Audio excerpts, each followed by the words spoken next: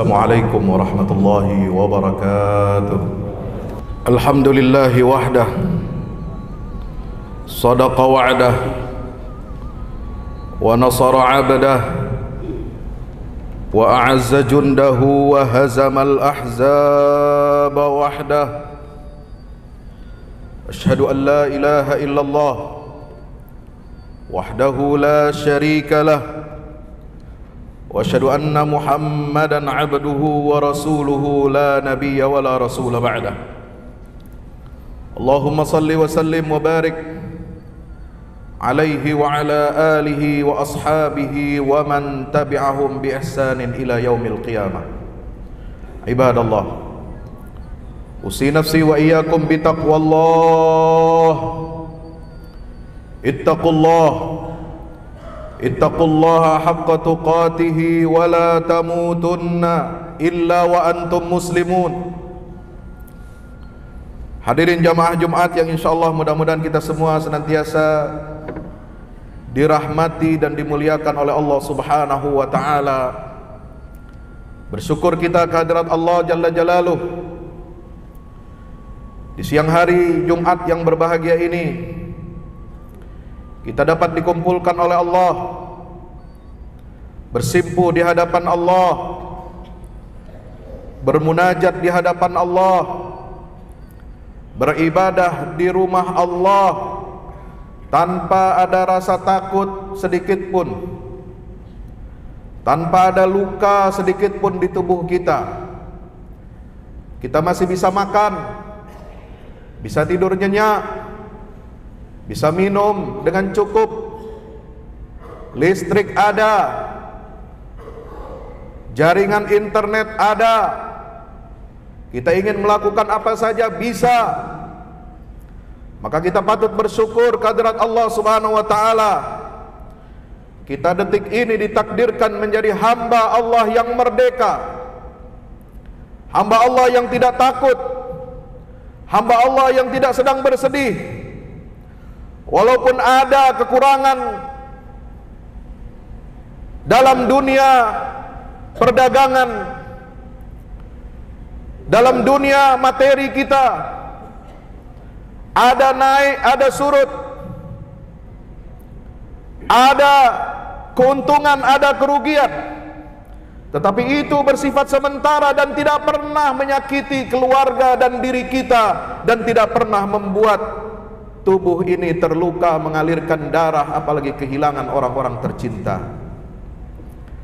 Mari kita bersyukur kepada Allah Subhanahu wa taala atas nikmat kemerdekaan itu. Nikmat ketika Allah tidak memberikan kepada kita situasi rasa genting, rasa takut, rasa gelisah. Nikmat kita masih tidur di atas tempat tidur, di atas kasur. Ada yang tidur dengan kipas anginnya, ada yang tidur dengan pendingin udaranya, ada yang tidur dengan kualitas tidur yang luar biasa. Tapi mari kita sama-sama berempati dan melihat saudara-saudara kita, kaum muslimin dan muslimat yang hidup di tengah-tengah desingan peluru, yang hidup di tengah-tengah muntahan roket dan rudal yang sudah dimuntahkan ke atas rumah-rumah mereka, ke atas sekolah-sekolah anak-anak mereka, ke atas rumah sakit mereka, ke atas masjid-masjid mereka dan fasilitas-fasilitas publik mereka yang telah dimuntahkan 18.000 ton bom yang lebih dahsyat daripada bom Hiroshima. Maka kita bersyukur kehadirat Allah Subhanahu wa taala. Seraya kita, mari kita tanya kepada diri kita, hari ini kita sudah menolong apa untuk saudara-saudara kita di Gaza, Palestina?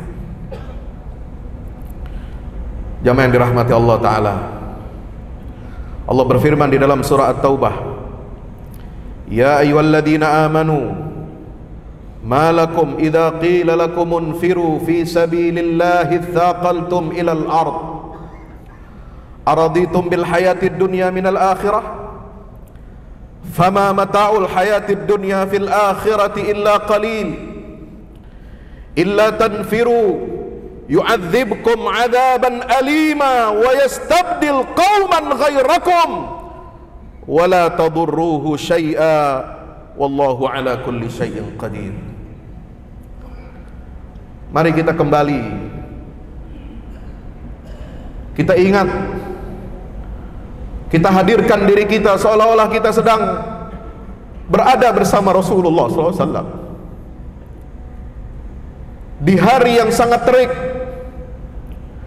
di tengah puncak musim panas di Madinah, ketika orang-orang sedang susah, sedang krisis ekonomi, pasar-pasar sepi, saudara, panen belum lagi tiba musimnya,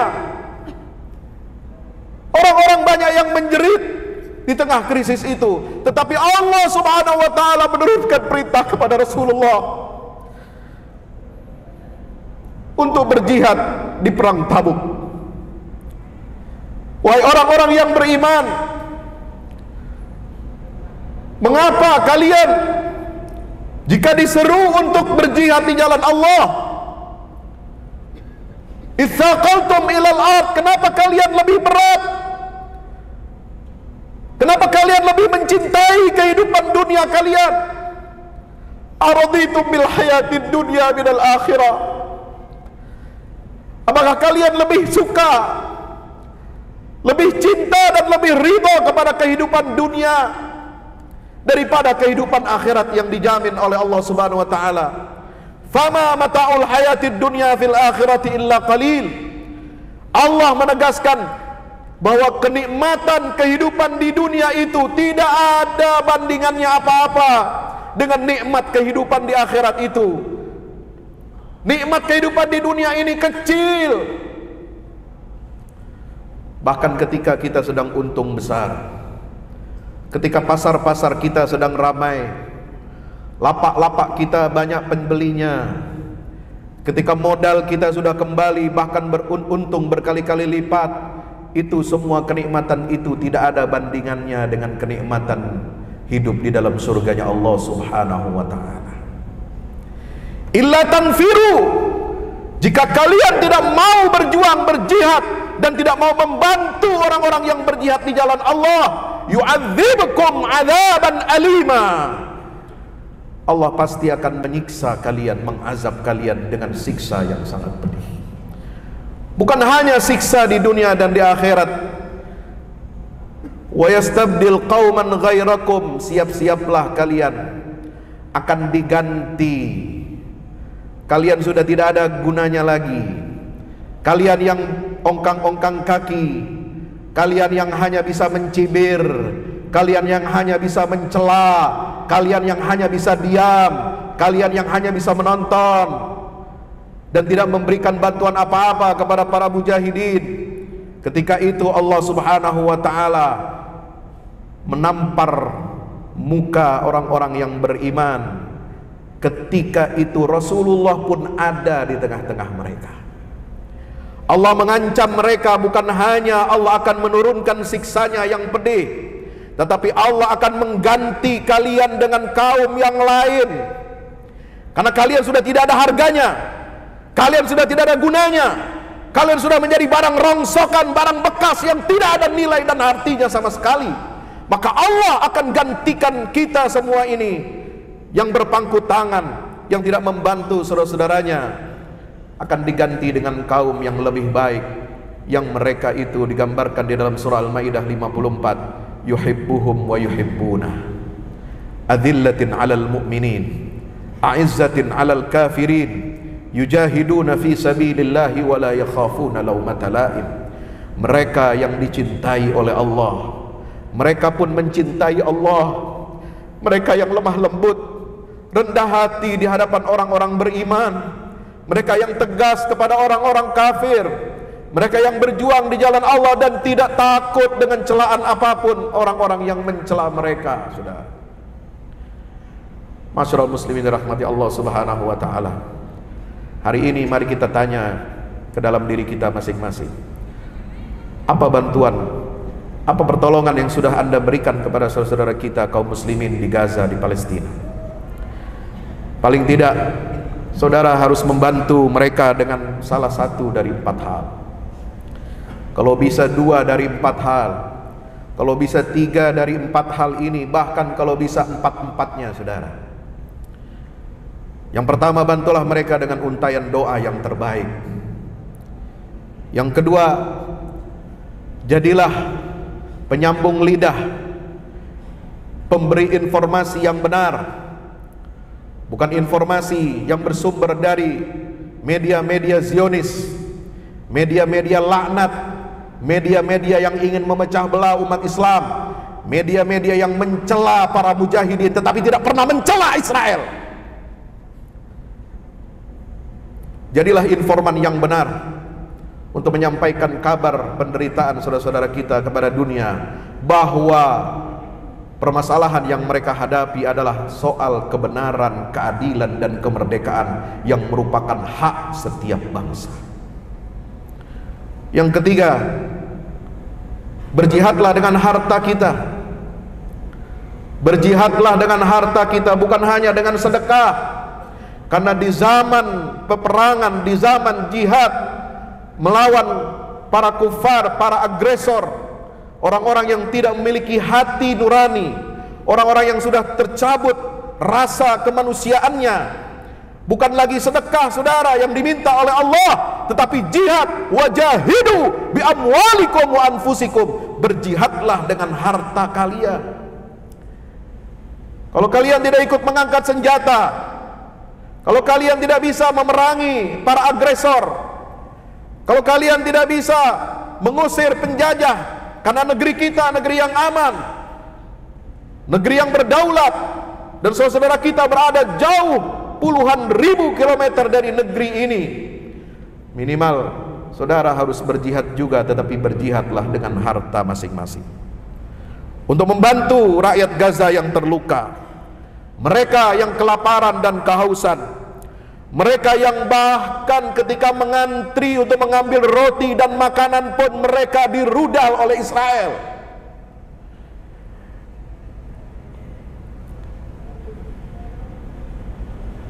Yang keempat, mari kita perbanyak istighfar kepada Allah.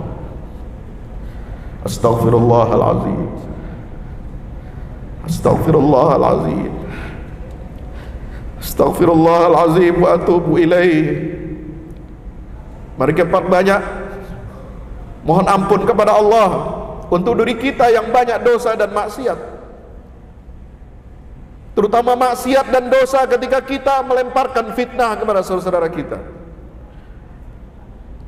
maksiat dan dosa ketika kita membiarkan mereka hidup sendiri tanpa ada yang menolong, maksiat dan dosa kita tidak berpartisipasi untuk ikut dalam perjuangan mereka, walaupun dengan satu kalimat yang baik, satu kalimat yang benar di sisi Allah subhanahu wa ta'ala, kita tidak ikut, tidak menyebarkan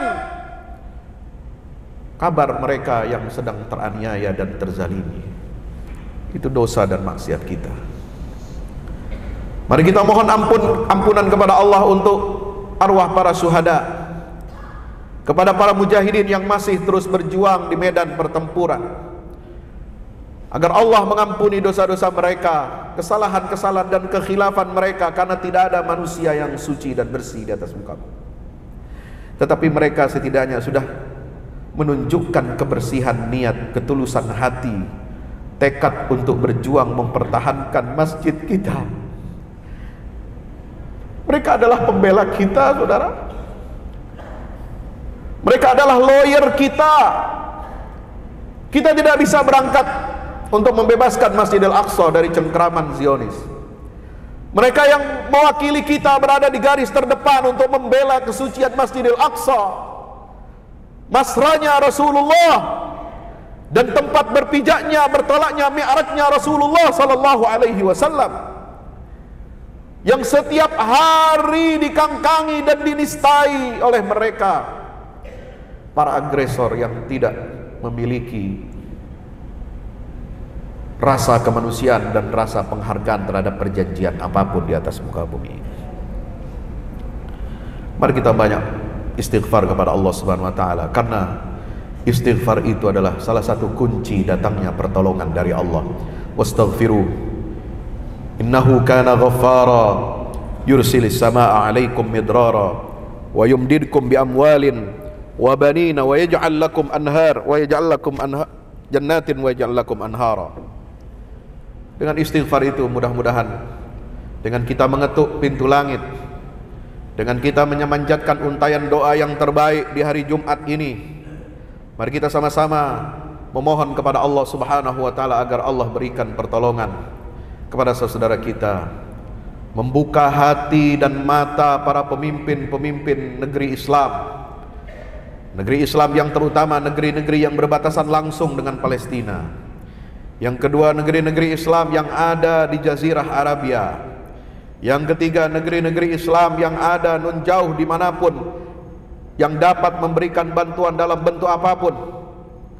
Perang bukan hanya perang militer, tapi bisa juga perang secara media, perang secara finansial, perang dengan kita memboikot ekonomi mereka yang mendukung dan membela, bahkan menggelontorkan triliunan dolar untuk Israel, saudara. Boikot ekonomi mereka, itu adalah satu bentuk perang yang bisa kita lakukan. Perang media, perang informasi, perang ekonomi. Ini yang harus kita lakukan oleh umat Rasulullah sallallahu alaihi wasallam. Saudaraku yang dirahmati Allah Subhanahu wa taala, sebelum saya mengakhiri khutbah ini, saya ingin menyampaikan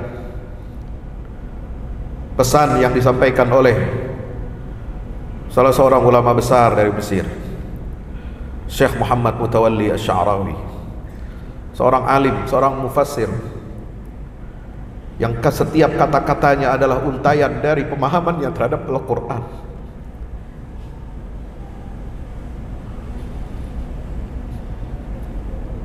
Yang ketika dia menjadi menteri wakaf, menteri urusan agama di Mesir, saat itu Presiden Mesir menandatangani perjanjian Camp David, perjanjian pertama antara negeri Arab Islam berdamai dengan Israel setelah perang tahun 73. Maka ditandatangani perjanjian Camp David tahun 79. Dialah menteri di Mesir satu-satunya yang berani dan dengan gagah mengundurkan diri dan menyerahkan jabatan itu kepada presiden.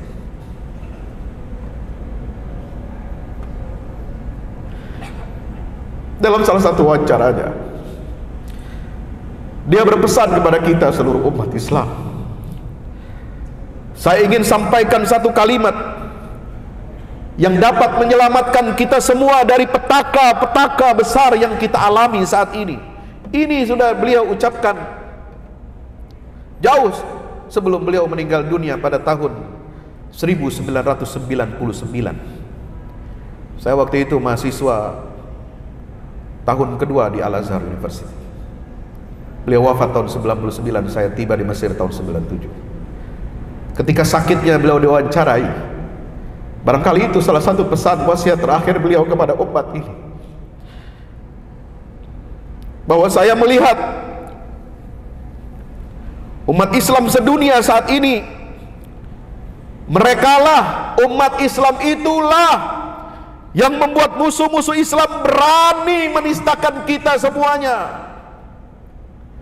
Bukan karena keberanian mereka, bukan karena uang dan senjata yang mereka miliki, bukan karena kekayaan mereka yang membuat mereka berani menista kita, tapi kitalah umat Islam yang membuat mereka lancang kepada hak-hak umat Islam di seluruh dunia.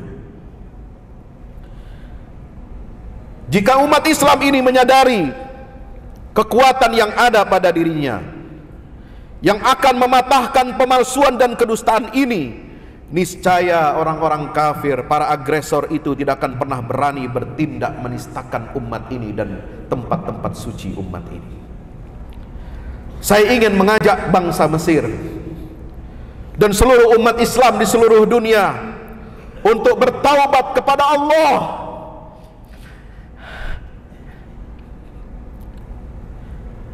Saya ingin mengajak kita semua untuk bertaubat kepada Allah. Itu kata lisan beliau,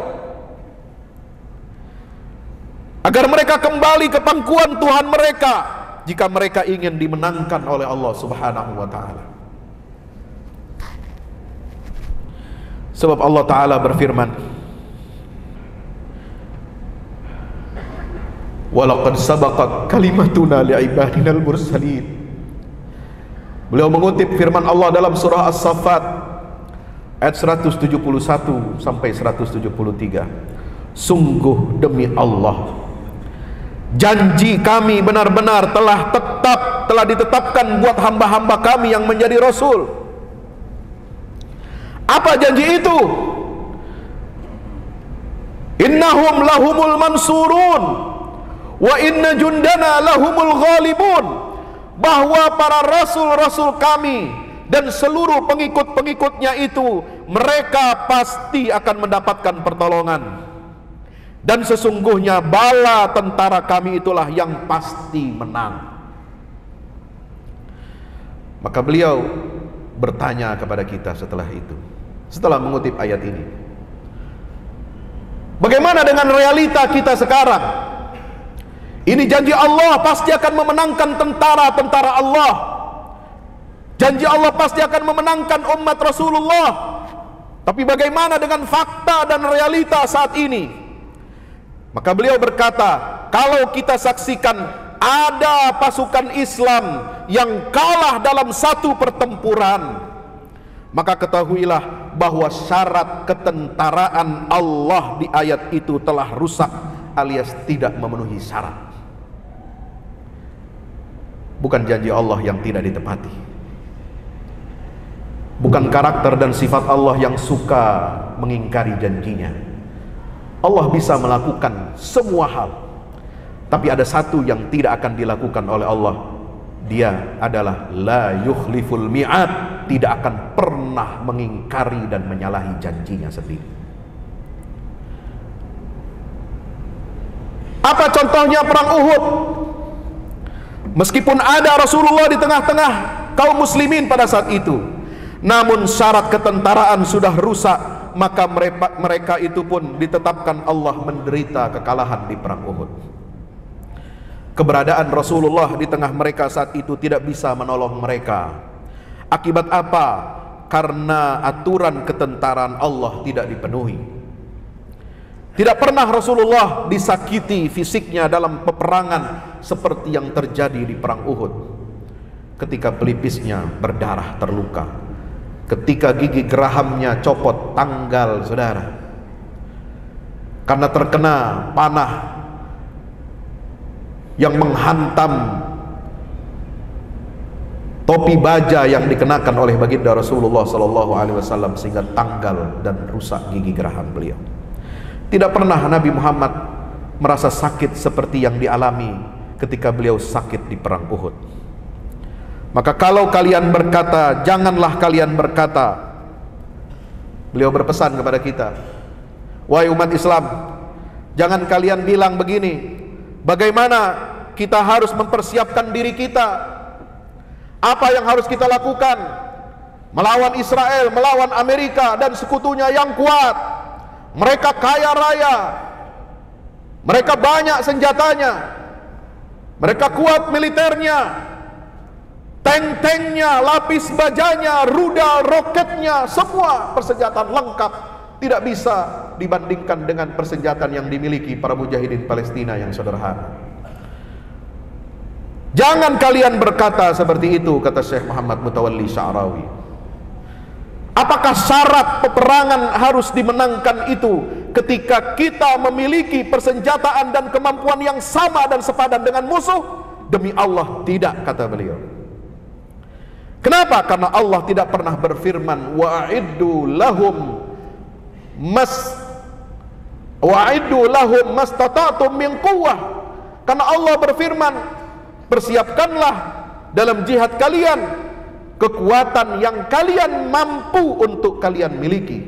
Dan tidak pernah Allah berfirman, siapkanlah peralatan yang canggih yang sama dengan apa yang disiapkan oleh musuh-musuh kalian.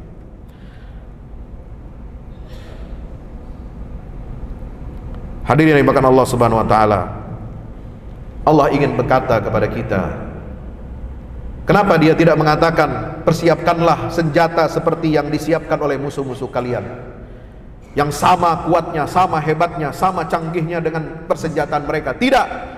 Allah katakan siapkanlah kekuatan yang kalian mampu. Karena apa? Karena Allah yang akan menjamin, serahkan sisanya kekuatan itu kepadaku, dan aku yang akan menyempurnakan kekuatan itu untuk kalian menang. Mengapa Allah menyampaikan ini semua? Aturan-aturan, kaidah-kaidah, hukum-hukum sosial dalam jihad begitu detailnya di dalam Al-Quran, karena Allah hendak mengazab musuh-musuh kalian dengan tangan kalian. Dan oleh sebab itulah Allah akan tunjukkan kepada kita persiapan yang kuat. Apa persiapan yang kuat yang akan diberikan oleh Allah Subhanahu wa taala? Disebutkan di dalam beberapa ayat Al-Quran yang menggunakan kata ar-ru'ab. Ar-ru'ab itu adalah rasa takut. Allah akan memasukkan ke dalam hati orang-orang kafir rasa takut ketika mereka berhadapan dengan para mujahidin yang berjuang sungguh-sungguh di jalan Allah. Walaupun mereka memiliki senjata yang lengkap, senjata yang super canggih, didukung oleh kekuatan militer, udara, darat, dan laut, tapi mereka memiliki rasa takut yang luar biasa. Itulah kekuatan yang Allah berikan kepada kalian, wahai umat Islam. Sebagaimana firman Allah Subhanahu wa taala, "Sa'ulqi fi qulubil ladzina kafarur ru'ba." Di perang Badar Allah telah membuktikan itu. Ketika para malaikat atas izin Allah Subhanahu wa taala dikirim, diutus oleh Allah membantu para mujahidin di perang Badar. Fathabbitu alladzina amanu, untuk mengokohkan kaki dan hati orang-orang yang berjuang di jalan Allah. Maka Allah mengatakan, sa'ulqi fi qulubil ladzina kafarur ru'b, aku akan masukkan ke dalam hati orang-orang kafir itu rasa takut. Fadribu fawqal a'naq wadribu minhum kullabanan, maka tebaslah bagian atas leher mereka dan potonglah tiap-tiap ujung jari mereka.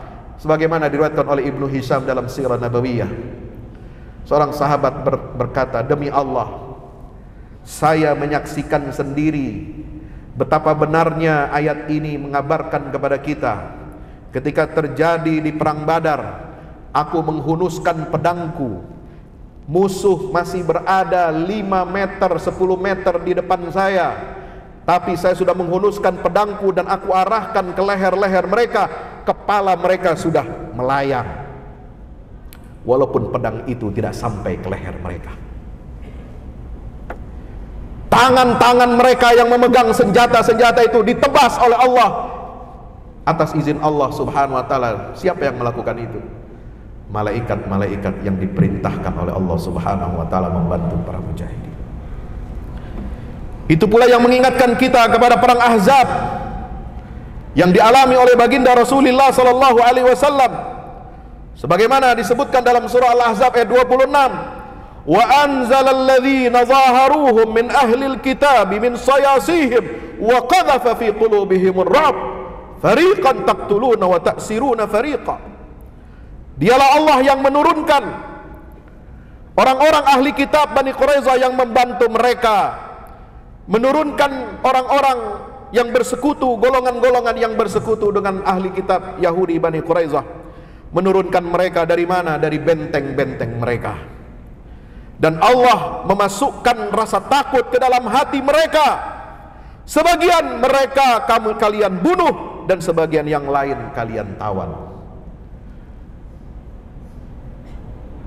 Luar biasa jalannya peperangan Ahzab ini. Setelah 10.000 kaum musyrikin kocar-kacir lari tunggang langgang pulang ke Makkah, dihantam badai angin yang keras yang sangat dingin, menghantam tenda-tenda dan semua peralatan yang mereka bawa dari Makkah. Rasulullah kemudian mengarahkan pasukan kaum muslimin untuk menghadapi Bani Quraisyah, mengepung benteng-benteng mereka. Orang-orang Yahudi Bani Quraisyah yang berkomplot dan berkolaborasi dengan kaum musyrikin. Apa yang terjadi, saudara? Rasa takut menyelimuti mereka. Mereka turun dengan terpaksa dan sukarela dari benteng-benteng itu, sehingga mereka ada yang dibunuh oleh kaum muslimin dan sebagian besar ada yang ditawan oleh umat Islam. Allahu Akbar, Allahu Akbar walillahil hamd. Itulah yang akan terjadi. Rahasia kebesaran Allah yang akan terjadi yang tidak kita duga untuk saudara-saudara kita di Palestina. Maka kita tidak boleh berkecil hati, tidak boleh kita pesimis, tidak boleh kita lebih hebat, merasa lebih hebat dari mereka lalu menasehati dan memfatwakan, hei orang-orang rakyat Gaza, hijrahlah kalian dari Gaza karena kalian tidak memiliki kekuatan untuk melawan Israel laknat itu. Fatwa macam apa ini, saudara? Nabi sudah bersabda, la hijrata ba'dal fathi, tidak ada lagi hijrah. Umat Islam tidak boleh takut melawan musuh. Tidak ada lagi hijrah keluar negeri-negeri muslim setelah penaklukan kota Makkah ini.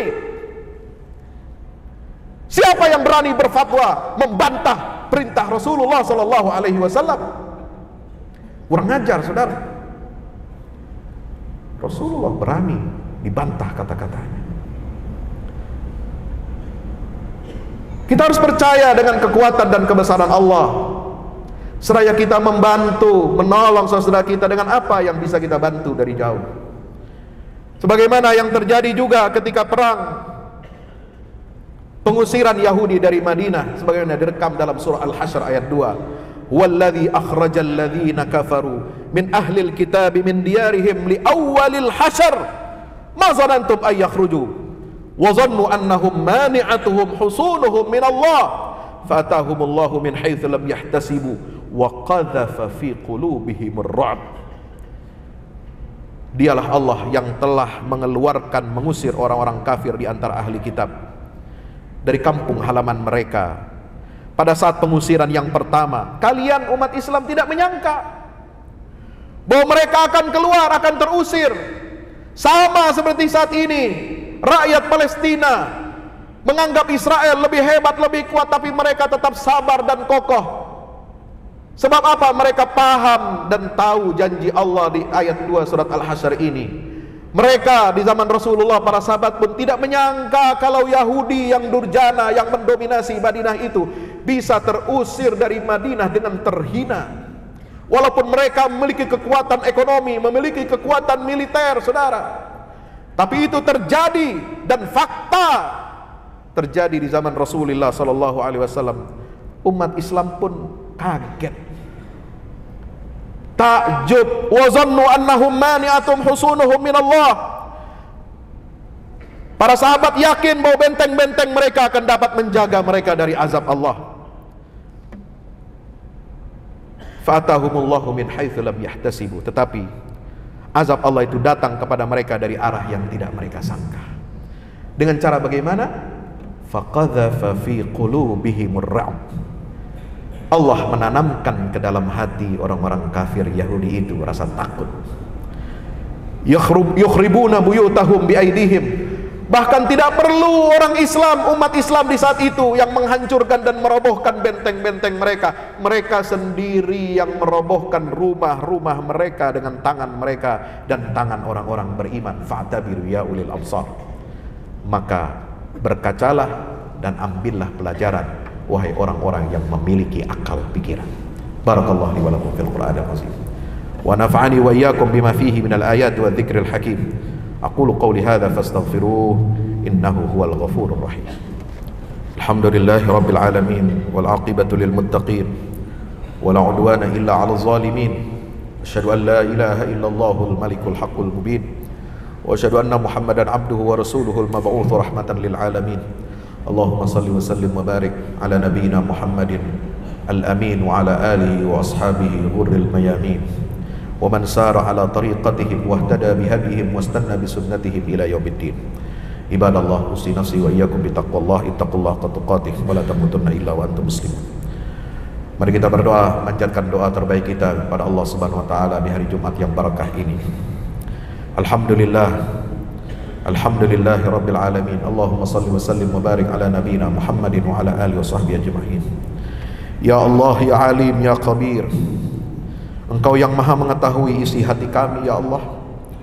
Kami yang hadir bersimpuh di rumah-Mu ini, ya Allah, hamba-hamba yang dhaif, hamba-hamba yang sedang kesusahan, hamba-hamba yang sedang kering sumber ekonominya, hamba-hamba yang sedang gelisah dengan masa depan anak-anaknya, sama dengan yang dialami oleh saudara-saudara kami di Palestina, di Gaza, ya Allah. Kami bersimpuh di hadapan-Mu, ya Allah, untuk mendoakan saudara kami yang teraniaya di Gaza, Palestina. Ya Allah, ya Qadir, ya Muqtadir, Engkau yang maha kuat dan perkasa, berilah kekuatan kepada kami seluruh rakyat dan pemimpin Indonesia, yang mana negeri ini bersendikan ketuhanan yang Maha Esa dan kemanusiaan yang adil dan beradab untuk berpihak pada kebenaran dan keadilan serta kemerdekaan yang diperjuangkan oleh bangsa Palestina. Ya Allah, berikanlah kekuatan kepada saudara-saudara kami di Palestina untuk bertahan dan menjadi contoh nyata simbol kemuliaan manusia yang cinta kedamaian, cinta perdamaian, tetapi mereka lebih cinta untuk meraih keadilan dan merdeka dengan berpijak kokoh di atas tanah negeri mereka sendiri meski harus meregang nyawa. Ya Allah, ya Hayyu, ya Qayyum, Engkau yang maha hidup dan menegakkan kehidupan. Betapa hidup dan nyawa saudara kami begitu murah di depan makhluk durjana. Berikanlah kehidupan yang indah di akhirat buat para syuhada kami di Gaza, dan kehidupan masa depan yang berdaulat dan gembira buat anak cucu mereka yang akan hidup di negara Palestina yang merdeka dan berdaulat penuh.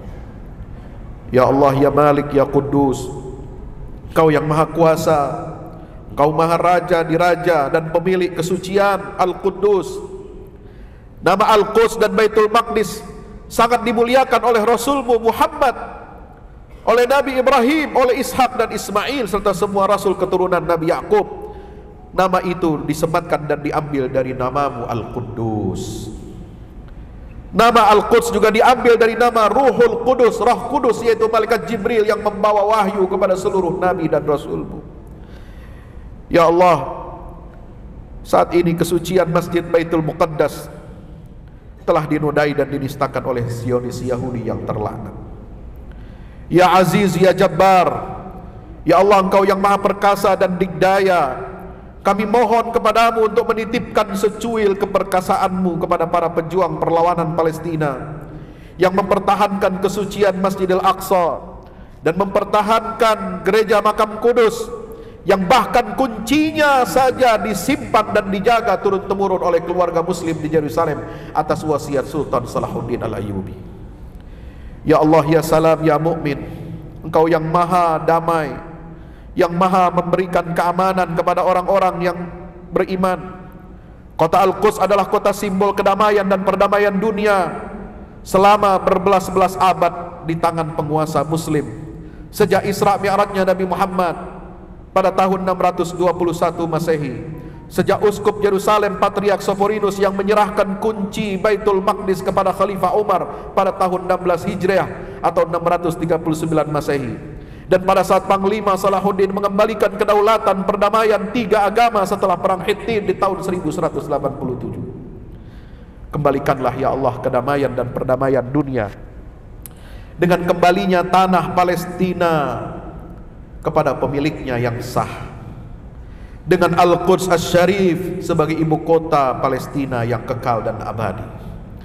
Ya Samad, ya Qadir, Engkaulah sandaran kuat bagi kaum yang teraniaya dan lemah.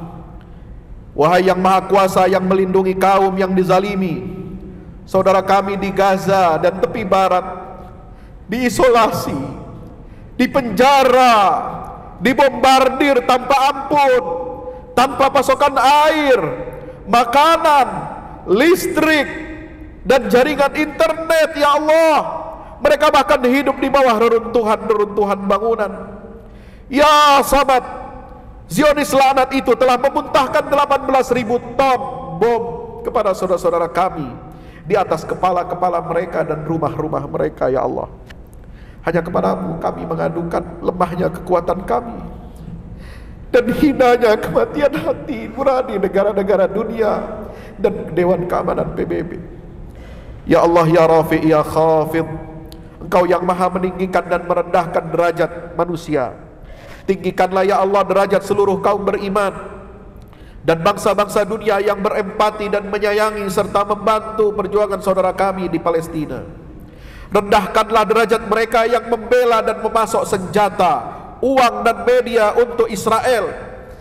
Rendahkanlah derajat mereka yang menghina, menistakan dan memutarbalikkan fakta perjuangan mereka yang membela kebenaran dan keadilan sebagaimana yang dilakukan saudara kami di Palestina.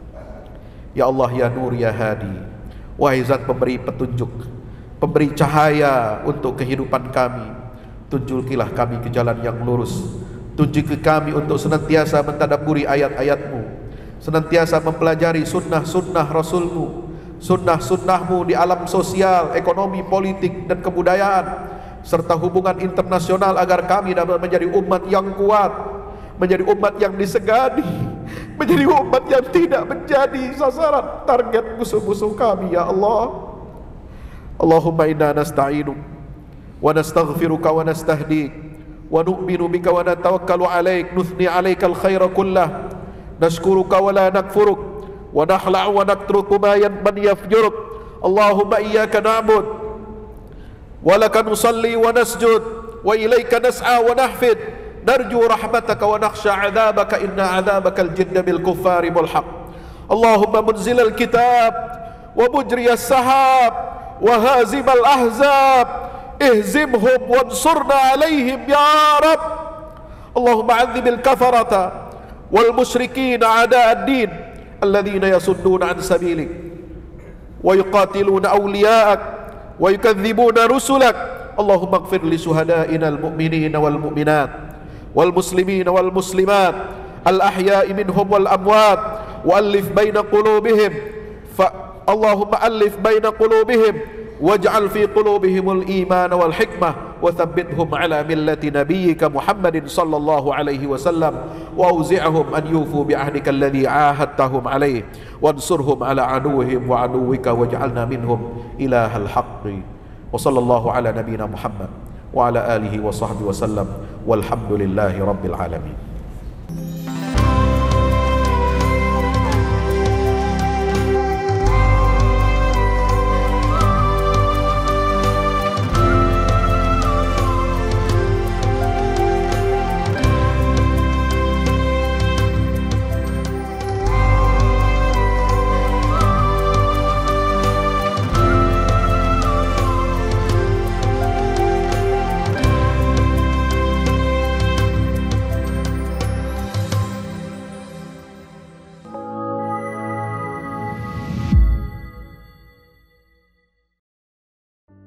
Assalamualaikum warahmatullahi wabarakatuh. Di zaman dan era global yang semakin menuntut kita untuk terus bergerak, ada kebutuhan yang senantiasa harus kita penuhi dalam kehidupan kita. Zaman di mana segala kebutuhan terasa sangat mendesak. Salah satunya adalah kebutuhan sarana dakwah Al-Quran sebagai pusat peradaban. Al-Fahmu Institute hadir demi menjawab kebutuhan akan sarana dakwah Al-Quran di era masa kini. Kami melihat latar belakang yang ada untuk menjawab tuntutan seperti kebutuhan sarana dakwah Al-Quran yang meningkat di ibu kota, kebutuhan akan pusat pembibitan hafiz Al-Quran, kebutuhan pusat pengkajian Al-Quran, kebutuhan akan pusat dakwah kreatif berbasis Al-Quran, kebutuhan sarana media perekat umat Islam, ibu kota dan Indonesia, juga kebutuhan akan adanya sarana pusat kaderisasi guru tahfiz dan mufasir di ibu kota. Yayasan Al-Fahmu International Indonesia sedang membangun gedung pusat dakwah Quran yang berlokasi di Jalan Pengukiran 3, Pekojan, Tambora, Jakarta Barat. Gedung pusat dakwah Quran ini insya Allah akan menjawab tantangan dan kebutuhan akan sarana dakwah Al-Quran yang ada, seperti yang digagas oleh Direktur Al-Fahmu Institute, Kiai Haji Fahmi Salim MA, yaitu tugas peradaban kita semua adalah untuk berperan dalam menerjemahkan cetak biru peradaban, yaitu Al-Quran, dalam dunia nyata. Kami mengajak jamaah semua untuk ikut dalam perdagangan yang tidak merugi ini, sebagaimana yang disampaikan dalam Al-Quran Surat Fatir ayat 29-30, yang artinya, sesungguhnya orang-orang yang selalu membaca kitab Allah dan mendirikan sholat dan menafkahkan sebahagian dari rezeki yang kami anugerahkan kepada mereka dengan diam-diam atau terang-terangan, mereka itu mengharapkan perniagaan yang tidak akan merugi, agar Allah menyempurnakan kepada mereka pahala mereka dan menambah kepada mereka dari karunia-Nya. Sesungguhnya Allah Maha Pengampun lagi Maha Mensyukuri. Gedung Pusat Dakwah Quran Al-Fahmu Institute terdiri dari 4 lantai, di mana di lantai 1 terdapat Masjid Quran Mulia. Dan di setiap lantainya, insya Allah diperuntukkan demi berlangsungnya tugas mulia dalam perjuangan dakwah Al-Quran.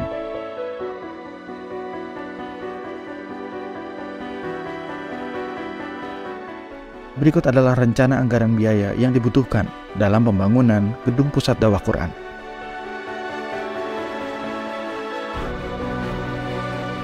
Dalam kesempatan yang mulia ini, kami mengajak jamaah semua untuk ikut dalam gerakan sedekah Lailatul Qadar di setiap malam ganjil di bulan Ramadan. Salurkan melalui nomor rekening berikut ini.